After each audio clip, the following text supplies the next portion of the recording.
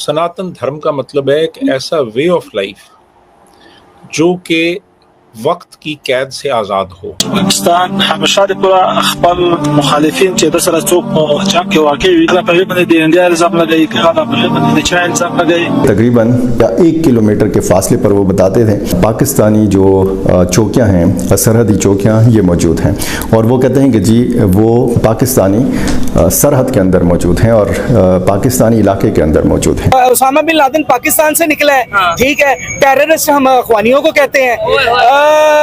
ये जो जितनी दहशतगर्दी दुनिया पूरी में हुई है, सारे का सारा मलबा पाकिस्तान पे डाला है। और ये रोल मॉडल्स हैं, एक्चुअली ये रोल मॉडल्स हैं।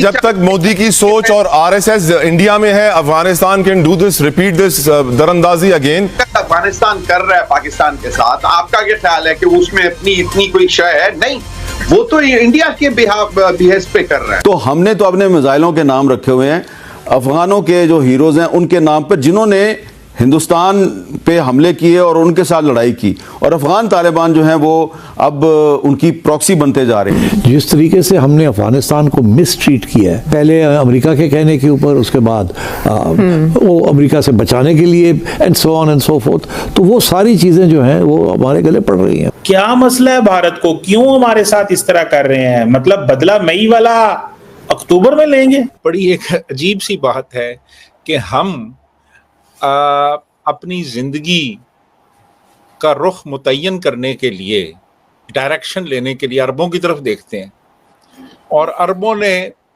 सनातन धर्म की तरफ देखना शुरू कर दिया है।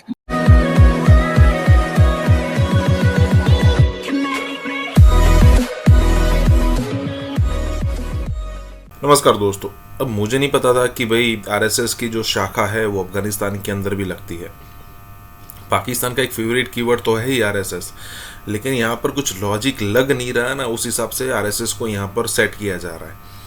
मतलब कि यहाँ पर बात यह है कि अफगानिस्तान और पाकिस्तान के बीच में जो पिछले दिनों कॉन्फ्लिक्ट चली, उसमें ऑब्वियसली उन्होंने इंडिया को टारगेट किया है कि इंडिया ने ये करवाया, मोदी ने ये करवाया वगैरह वगैरह। लेकिन अगर आप दूसरी बात देखो तो यहाँ पर कहा जा रहा है कि क्या जब तक भारत में मोदी और आरएसएस है तब तक वो अफगानिस्तान को फंडिंग करते रहेंगे और अफगानिस्तान जो है वो पाकिस्तान को परेशान करता रहेगा। मतलब अगर आप इंडियन गवर्नमेंट पर अगर आप इल्ज़ाम लगाते थे, मोदी पर, जयशंकर पर, तो ये सारी चीज़ें हमें समझ में भी आती थी। लेकिन अभी मुझे समझ में नहीं आ रहा आरएसएस इसमें क्यों लगा हुआ है। जो भी हो, लेकिन जो पिछले दिनों से अफगानिस्तान के साथ इंडिया की जो नज़दीकियाँ बढ़ रही है ना, उससे ऐसा लग रहा है कि पाकिस्तान को समझ में नहीं आ रहा कि पाकिस्तान का कौन सा कोना कहाँ से सिक्योर करे। इसी के साथ ही वीडियो शुरू करते हैं। और हाँ दोस्तों, एक और रिक्वेस्ट है आपसे कि कृपया करके हमें सुपर थैंक्स के माध्यम से मदद करना ना भूलें। तालिबान के खिलाफ है कि ये दहशतगर्द जमातों को पनाह दे रहे हैं। यूएन सिक्योरिटी काउंसिल की रिपोर्ट भी इसके ऊपर है, सारा कुछ है भाई। क्या मसला है भारत को, क्यों हमारे साथ इस तरह कर रहे हैं? मतलब बदला मई वाला अक्टूबर में लेंगे। सर, जब हम अफगानिस्तान के साथ खड़े थे तब क्या था? आपने भी तो 2021 में बनाया ना तालिबान को, उनकी गवर्नमेंट आपने अशरफ गनी साहब की हटाई, फिर कहा कि बहुत बड़ा चेंज आया है, अब असल आज़ादी मिली है, ये हमें कश्मीर लेकर देंगे और ये तो हमारे भाई हैं, ये तो हमारा 5वां सूबा है। क्या क्या बातें हो रही थी सर, हमने तो बहुत जश्न मनाया था, और वो फैज हमीद साहब और कौन कौन सर वहां जाके कावा पी रहे थे, तो हम तो उस वक्त साथ खड़े थे। तो अब हमें क्या हो गया सर? हमारी फॉरेन पॉलिसी जो है वो इतनी गड़बड़ क्यों चलती है? जिस वक्त अफगानिस्तान को कोई बात नहीं कर रहा था तो उस वक्त हम साथ खड़े हुए थे। अब जब सारी दुनिया इंगेज हो रही है उनके साथ, सिर्फ भारत की बात नहीं है, तो हम अचानक से कह रहे हैं कि जी इनके साथ क्यों चले गए? मतलब सब हमारी मर्जी से काम होगा सिर्फ? या आप ये कहिए कि क्योंकि अफगानिस्तान भारत के साथ बात करने लगा है, भारत के साथ ट्रेड और दूसरी चीजों पे बात हो रही है, तो वो हमें बुरी लग रही है। हम समझ रहे थे तो हमसे पूछ कर करेंगे कि हम कहाँ जाएं और कहाँ ना जाएं, मगर उन्होंने तो हमारी नहीं सुनी। नहीं मैडम, ये क्या, मुझे तो इस लॉजिक की समझ नहीं आ रही। तालिबान को सारे इंडिया के अंदर भी कहते हैं वो दहशतगर्द हैं, ये दुनिया भी कहती है दहशतगर्द हैं, इंडिया हमारी दुश्मनी में इतना आगे चला गया कि तालिबान के साथ मोहब्बत हो गई। मतलब तालिबान से मोहब्बत होने की एक ही वजह है पाकिस्तान। ये क्या मेरिट है? अफगानिस्तान की रही बात, तो हमने उनके साथ कोई अच्छा सलूक तो किया नहीं। अच्छा। और उनके साथ क्या, हम हमारे साथ खुद पाकिस्तानियों ने अच्छा नहीं किया। ये जो हमारे हुक्मरान है पैसे लेके अमेरिका से ड्रोन अटैक करवाते रहे हैं, पाकिस्तान की सरजमीन इस्तेमाल करते थे, यहीं से उड़ाते थे, यहीं पे मारते थे। आपकी क्वालिफिकेशन क्या है?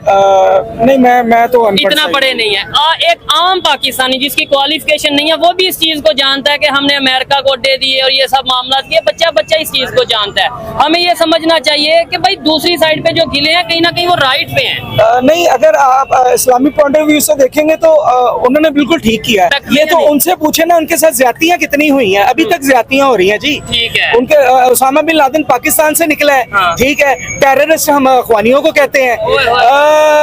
ये जो जितनी दहशतगर्दी दुनिया पूरी में हुई है सारे का सारा मलबा पाकिस्तान पे डाला है। और आप हिस्ट्री देखें, इंडिया के साथ जितने जुल्म हमने किए हैं ना इतने इंडिया ने नहीं किए। अच्छा। ठीक है ना। ये जो ब्लास्ट हुए हैं, लास्ट जो उन्होंने मुंबई अटैक में ये पाकिस्तानी थे, ये अमेरिकन थे। अच्छा। बांग्लादेश के थे यार। ये पाकिस्तानी मीडिया ने अजमल कसाब बांग्लादेश का था। मीडिया ने जानबूझ के हम धक्के में हमारा कर दिया। यानी ये जो पाकिस्तान मीडिया ये अपने खिलाफ कर दिया यार। ये टॉप शॉप में चला अहमद मीर के प्रोग्राम पे। समझते ना उनके घर जाके हमारे ऊपर ये उन्होंने तो उसके फादर का इंटरव्यू भी किया था। पाकिस्तान को पीछे धकेलने के लिए दोनों बॉर्डर हॉट रखने चाहिए, नहीं तो एक बॉर्डर ना हॉट हुआ तो फिर नुकसान हो सकता है। तो मेरा ये ख्याल है कि ये परमानेंट पॉलिसी बना ली है तालिबान ने भी और उधर इंडिया ने भी। तो किसी स्टेज पे भी इंडिया जो है वो अपनी लाइन के ऊपर और एक्शन कर सकता है ताकि आप फिर इधर थोड़ी तवज्जो दें, उधर से वो कर सकते हैं।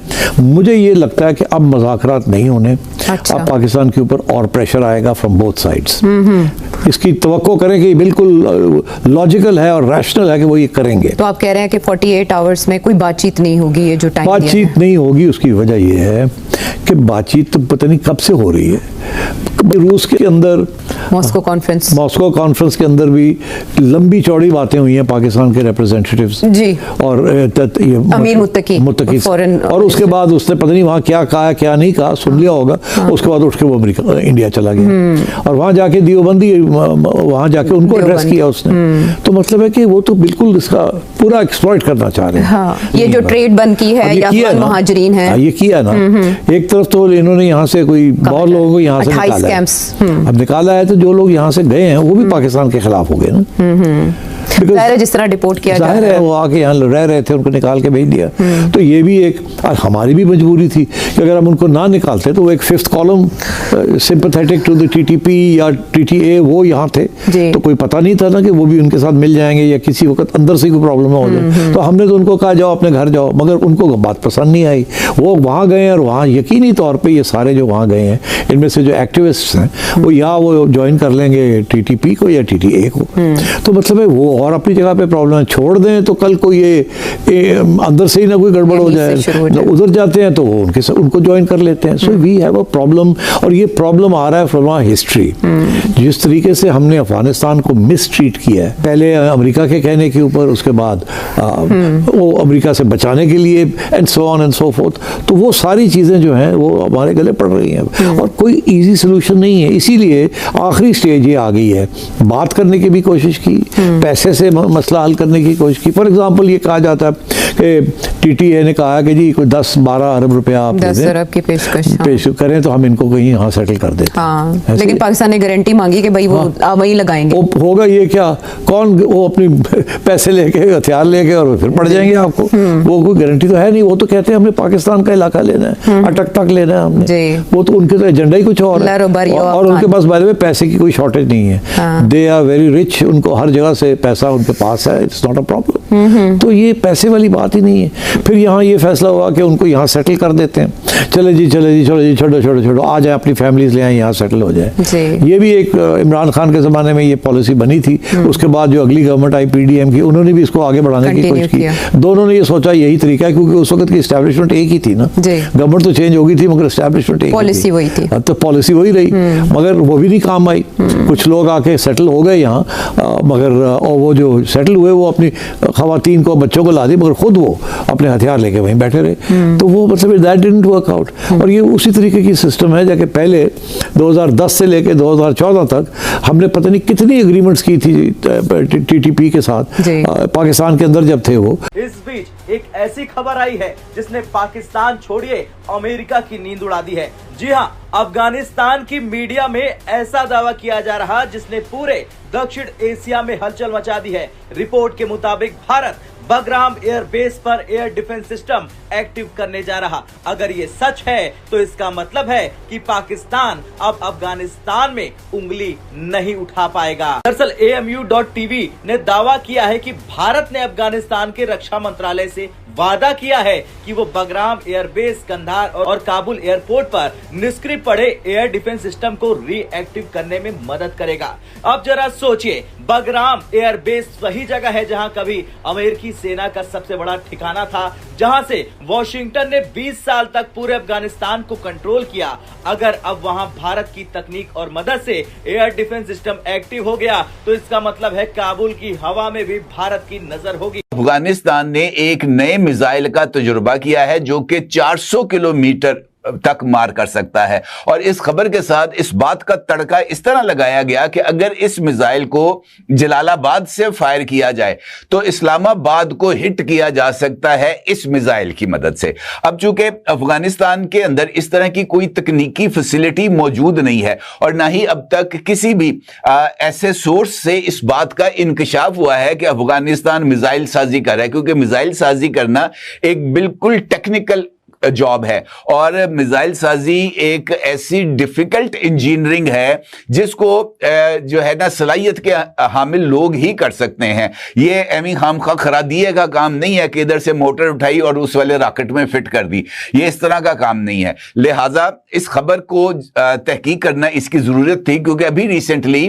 पाकिस्तान के साथ जब अफगानिस्तान का मामला चल रहा था सीज फायर से पहले, तो 2 मिसाइल अफगानिस्तान की तरफ से पाकिस्तान पर फायर किए। कयामत से कम नहीं होगी। आज पूरा अफगानिस्तान जो है सिर्फ एक ही नारे से गूंज रहा है कि अल्लाहू अकबर, अब पाकिस्तान को नहीं छोड़े गए थे। उसमें से एक एल्ब्रस जिसको स्कड 2 कहा जाता है और दूसरा लूमा M मिसाइल्स थे जो कि पाकिस्तान पर फायर किए गए। लेकिन चूंकि जिससे मैंने आपसे गुजारिश की है कि तकनीकी सलाहियत का होना बड़ा जरूरी है, वो तकनीकी सलाहियत ना होने की वजह से ये जो दोनों मिसाइल्स हैं ये नो मैन लैंड्स पर गिरे और इसके कोई नुकसान जो है वो नहीं हो सका।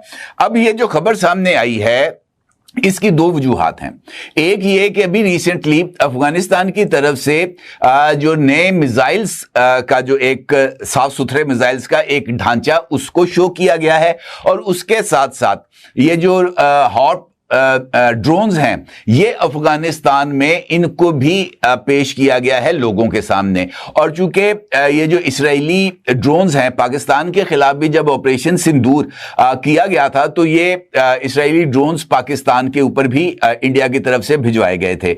और ये जो ड्रोन्स हैं इसकी तैयारी इंडिया में हैदराबाद के अंदर एक प्लांट तैयार किया गया है, ये वहां पर भी हो रही है। लिहाजा वहां से इन ड्रोन्स की अफगानिस्तान मुंतकली कुछ ज्यादा बड़ी बात नहीं है। तो मुमकिना तौर पर पाकिस्तान और अफगानिस्तान के दरमियान जब भी सीज फायर होगा, हमें अफगानिस्तान की तरफ से पाकिस्तान के खिलाफ ड्रोन स्ट्राइक्स होती हुई नजर आएंगी। और ये जो खुसूसी स्पेशल फोर्स है इसकी अफगानिस्तान में मौजूदगी इसका एक और बड़ा सबूत है। दूसरी जानिब ये जो स्कड और लूना M मिसाइल्स थे जिनको वादी पंजशेर से बरामद किया गया है, वहां पर इनकी एक खेप मौजूद थी। लूना M मिसाइल्स को चूंकि कंटेनर्स में रखा जाता है, ये रॉकेट्स टाइप मिसाइल हैं और तकरीबन 70 से 100 किलोमीटर इनकी रेंज है। लिहाजा इनको इस्तेमाल के काबिल बनाना कुछ ज्यादा मुश्किल काम नहीं है। अलबत्ता स्कड मिसाइल्स को दोबारा फायर की हालत में लेके आना और उनके लॉन्चर्स को ऑपरेटिव करना, ये यकीनी तौर पर इस स्पेशल फोर्स की तकनीकी मुआवनत के बगैर मुमकिन नहीं। तो पाकिस्तान के बारे में, पाकिस्तान के खिलाफ ये जो दोनों मिसाइल इस्तेमाल किए गए, तो इसका मतलब ये है कि इंडिया की तरफ से उनको तकनीकी सपोर्ट फराहम की जा रही थी।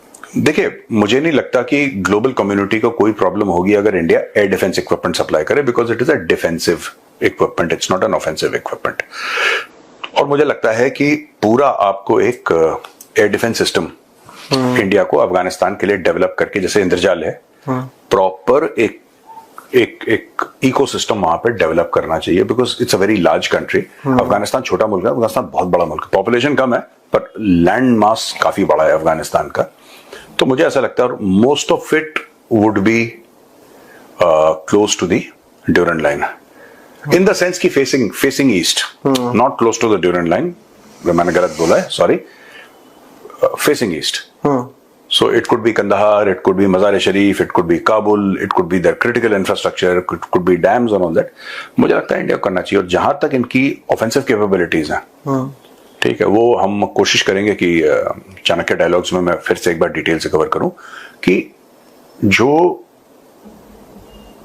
The capability of hitting depth targets, ठीक है, ये कैपेबिलिटी होनी चाहिए।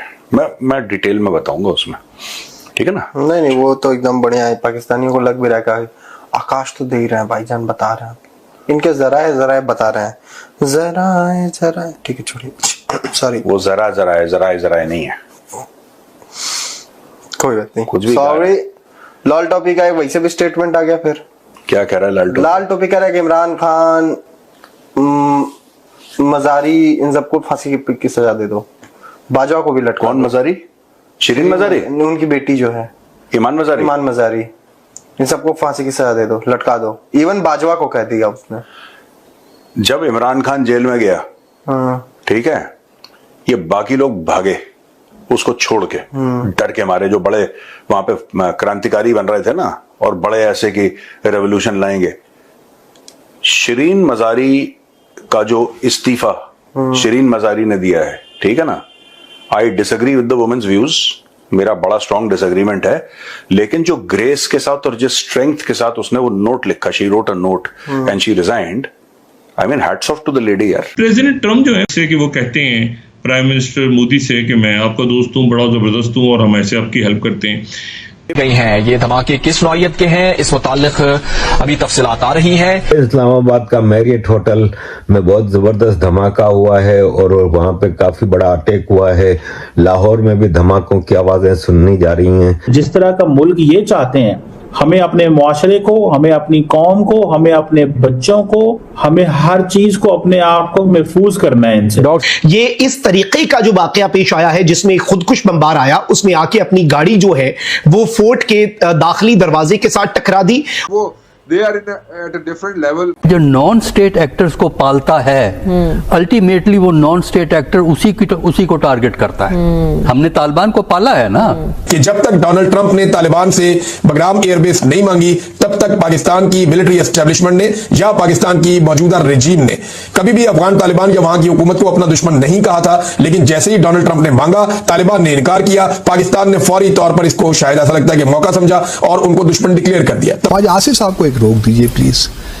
ख्वाजा आसिफ साहब जिस तरीके से टेलीविजन पे आते हैं, मजीद माहौल को विशिएट करते हैं, हर रोज एक टॉक शो पे आके वो ऐसी कहानियां डालते हैं, वो लिटरली अब ऐसा हो गया है कि हम एक दूसरे को एनिमी के तौर पे देखना शुरू कर दिया है। पाकिस्तान का कौमी तराना है, उस पे वो खड़े नहीं हुए, यही उनका पहले प्लान था कि उन्होंने नहीं खड़े होना। पाकिस्तान का वो इम्प्लोजन ऑफ पाकिस्तान चाहता है, एक मरे हुए हाथी की तरह पड़ा रहे, ब्लाइंड स्टेट बने, ताकि जो मेरे एक्सपेंशनिस्ट और हेजमोनिक भारत जो है, जो हिंदुत्व के साथ अभी जिसकी एप्लीकेशन हुई, उसके आगे ये रोड़े डाट का है जी। तो ओनली हर्डल इन दैट अखंड भारत इज पाकिस्तान।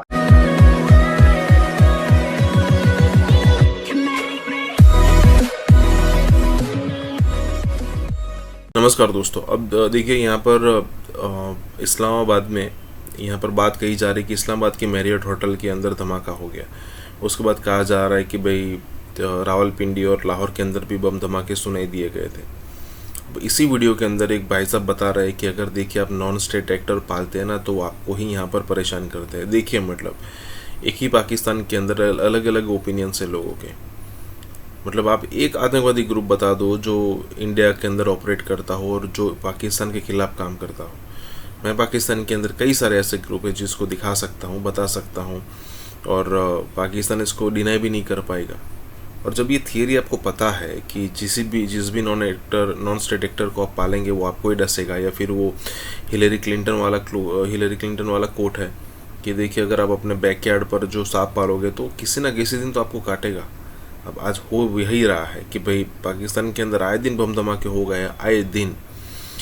इसी के साथ ही वीडियो शुरू करता है। और हाँ दोस्तों, हो सके तो सुपर थैंक्स के जरिए हमें सहायता भी जरूर करें। नॉर्थ वजीरिस्तान जिले के अंदर खैबर पख्तूनख्वा में, और ये खादी फोर्ट है बेसिकली, इसके अंदर ये एक धमाका किया गया और एक खुदकुश बमबार बिल्कुल उसी तरीके से जैसे कुछ अरसा कबल, कुछ हफ्ते कबल बलूचिस्तान के दारुल हुकूमत क्वेटा में एफसी के हेडक्वार्टर्स पर हमला करने की कोशिश की। और ये खारजियों का और दहशतगर्दों का एक नया तरीका है। यह तरीका यह है कि एक गाड़ी के अंदर धमाका खेज मवाद होता है, खुदकुश बमबार आता है, वो उस गाड़ी को मरकजी दरवाजे से टकराता है, नुकसान होता है, अफरा तफरी मचती है, दीवार गिरती है, और उसकी आड़ में जो दहशतगर्द हैं वो फिर उस बिल्डिंग के अंदर, उस हेडक्वार्टर के अंदर दाखिल हो जाते हैं। और अब नाज़रीन किराम, पाकिस्तान की अफवाज के किले के अंदर, खाड़ी फोर्ट जो है उसके अंदर ये इस तरीके का जो वाकया पेश आया है, जिसमें खुदकुश बमबार आया, उसने आके अपनी गाड़ी जो है वो फोर्ट के दाखिली दरवाजे के साथ टकरा दी। और जो वहां पर सिक्योरिटी पर मामूर हमारे जवान थे, उन्होंने फौरी तौर पर जवाब दिया।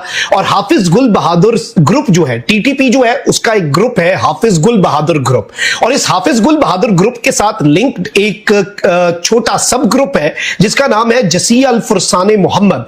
इन्होंने नाज़रीन किराम इस हमले की जिम्मेदारी भी कबूल कर ली है।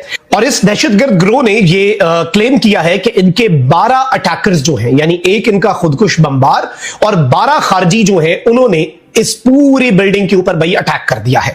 अब असल चीज ये थी कि प्रेमिसेस में दाखिल होना है, बड़े पैमाने पर नुकसान पहुंचाना है। इन दहशतगर्दों के पास भारी भरकम असला जो है वो भी मौजूद था। नॉन स्टेट एक्टर्स को पालता है, अल्टीमेटली वो नॉन स्टेट एक्टर उसी को टारगेट करता है। हमने तालिबान को पाला है ना। तालिबान ने डॉक्टर साहब, आप दहाइयों बाद हमारी कंफ्यूजन दूर हुई है या नहीं? अभी नहीं हुई है।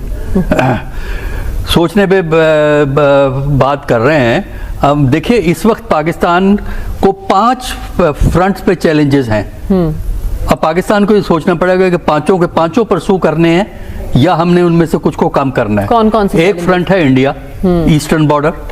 दूसरा फ्रंट है आपका वेस्टर्न बॉर्डर, अफगानिस्तान। तीसरा फ्रंट है आपका टेररिज्म, जो ट्राइबल एरिया में खसूसन केपी में जो बेसिकली ज्यादा ट्राइबल एरिया में हो रहा है, जो कभी ट्राइबल एरिया कहलाते थे। अच्छा, और बलूचिस्तान में हो रही। तीसरा फ्रंट है। चौथा फ्रंट पीटीआई है, जिसका हुकूमत का फ्रंट है अंदरूनी तौर पर। अंदरूनी तौर पे। और 5वां फ्रंट जो है वो लेटेस्ट इन्होंने तैयार किया है अभी।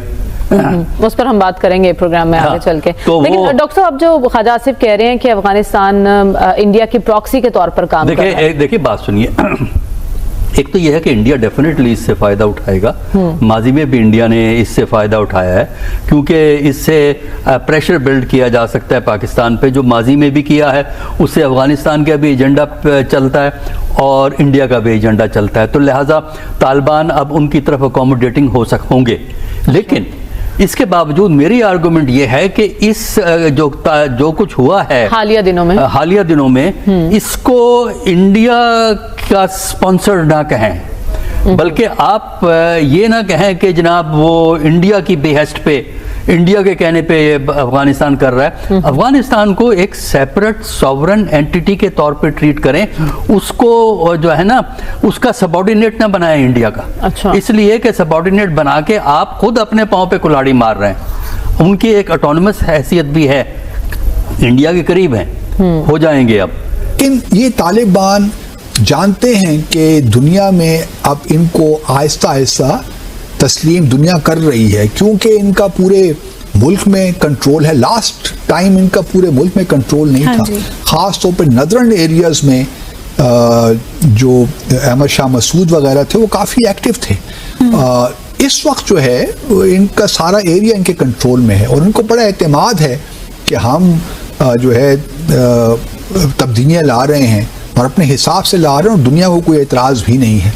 तो ये थोड़ा बहुत हमें भी देखना पड़ेगा कि हमें किस तरह इन मामलात को डील करना है। जो बार बार हम इंक्लूसिव गवर्नमेंट की बात, ख्वाजा आसिफ साहब को एक रोक दीजिए प्लीज़। ख्वाजा आसिफ साहब जिस तरीके से टेलीविज़न पे आते हैं, मज़ीद माहौल को विशिएट करते हैं।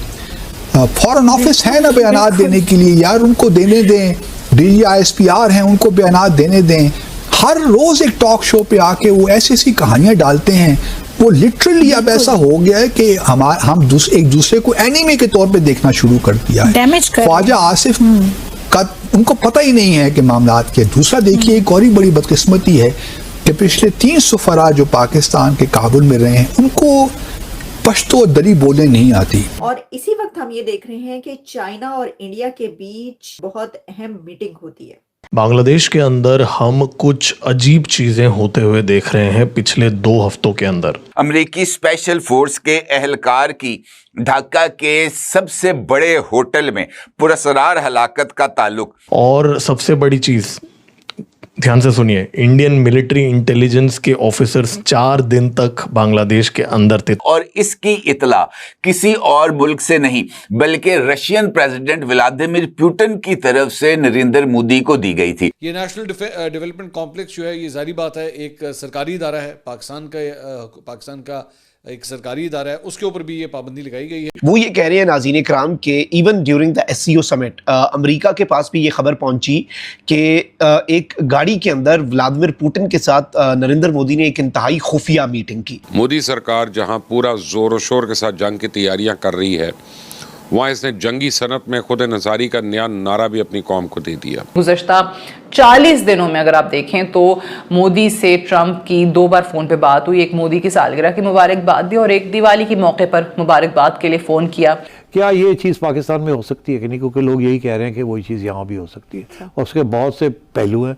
जरूर वहाँ तो एक इशू था ना, यहाँ और भी बड़े इश्यूज बन सकते हैं। माना जा रहा है कि 3 से 4 US स्पेशल फोर्सेस के लोग अलग अलग जगहों पे मारे गए हैं ढाका के अंदर। ये ऑपरेशन इंडिया की तरफ से किया गया था और बड़े डोले शोले दिखाकर इस बात का इजहार किया जा रहा है जैक्सन एक अंडरकवर मिशन पर था जिसकी खबर रॉ और रशिया को मिलती है और कुछ दिन बाद उसकी बॉडी ढाका में मिलती है। मुझे ये भी नहीं मालूम कि मोदी के मज़मूम अज़ाइम क्या हैं, लेकिन मैं इतना जानता हूँ कि मोदी ने बॉर्डर्स पे जितना टेम्परेचर बढ़ा दिया, इसे नॉर्मल करने में भी एक अरसा लगेगा। तो आने वाले दिनों में यकीनी तौर पे कोई कोशिश की जाएगी कि जी दरमियानी रास्ता हम कोई तलाश करें। डेफिनेटली उसको टपकाया गया है। अभी उसको किसने टपकाया गया है? क्या उसको MSS ने टपकाया गया है? क्या उसको रॉ ने कुछ किया है या रशिया की जो इंटेलिजेंस एजेंसीज हैं?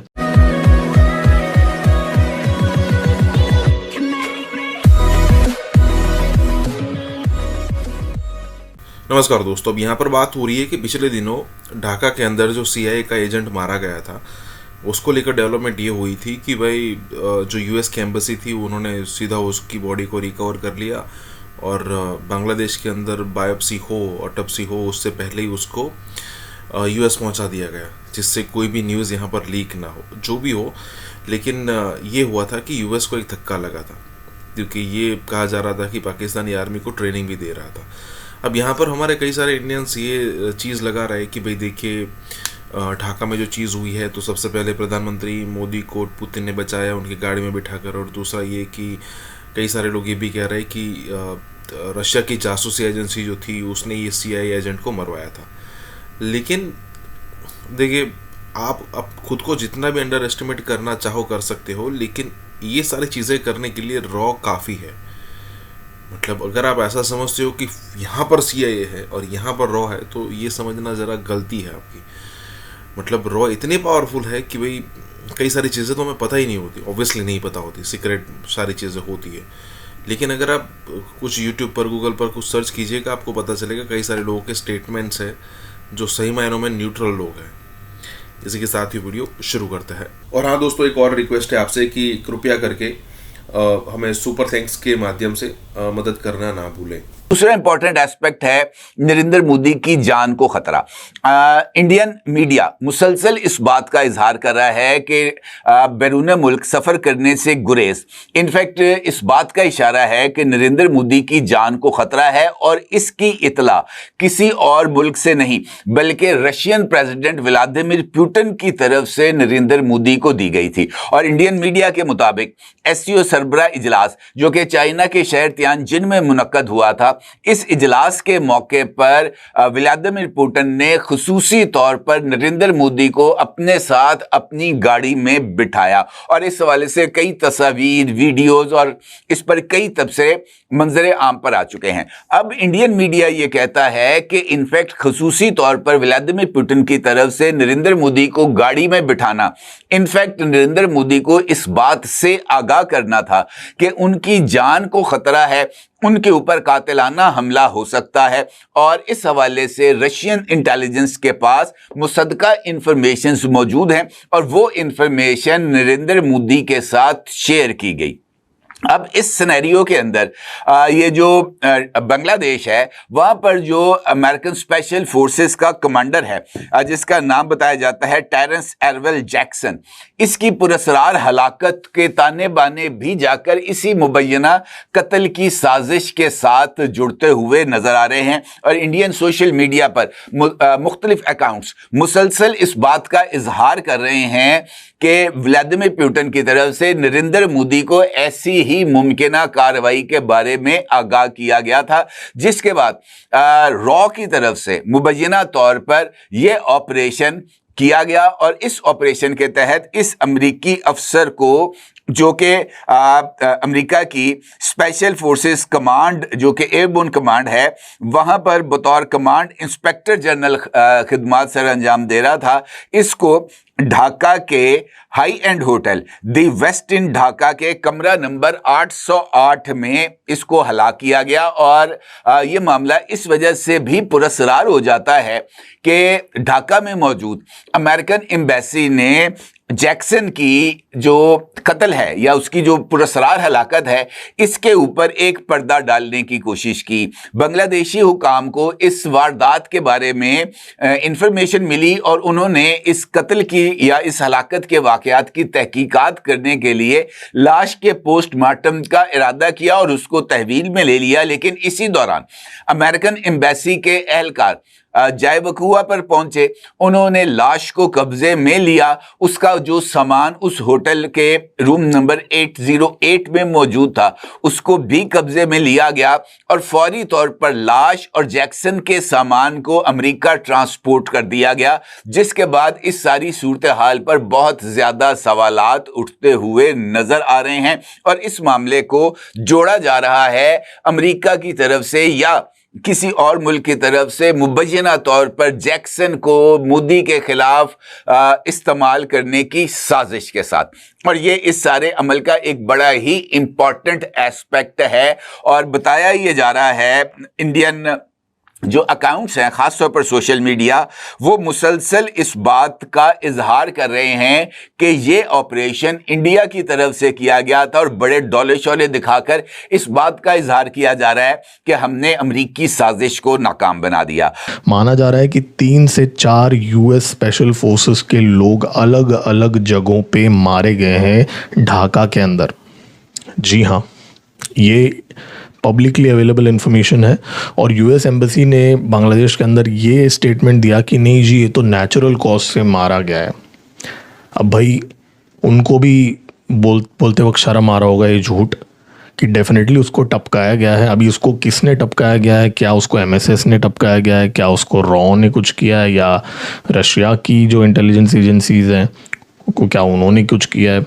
बट एक बात तो क्लियर है कि यूएस जो है, डोनाल्ड ट्रंप जो है, बांग्लादेश के अंदर बहुत ज़्यादा चैलेंजेस फेस कर रहा है इस समय अपना जो एस्टैब्लिशमेंट रखने के लिए, क्योंकि कॉक्स बाज़ार में जो यूएस ट्रूप्स देखे गए हैं उसके बाद में मुझे तो नहीं लगता कि रशिया और चाइना चुप बैठेंगे।